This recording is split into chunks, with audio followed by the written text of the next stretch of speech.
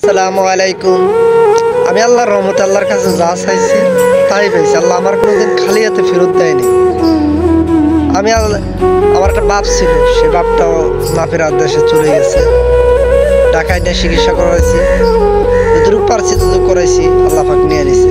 আল্লাহর নেওয়ায় আল্লাহ খুশি, আমি খুশি। আমার একটা সন্তান ছিল, ছেলে, আট মাসে। সেই ছেলেটা পানিতে পেরা মারা গেছে 25 রমজান 27 রাত্রে মারা গেছে। আল্লাহ নিয়েছে, আমি খুশি।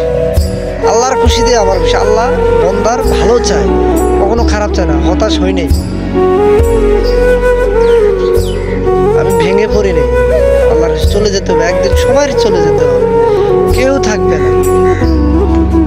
আমার মতো আর খুশি কেউ আছে? আমার মতো এত ভাগ্যবান কপাল কেউ আছে যে সন্তান হারাইছে, বাপ হারাইছে?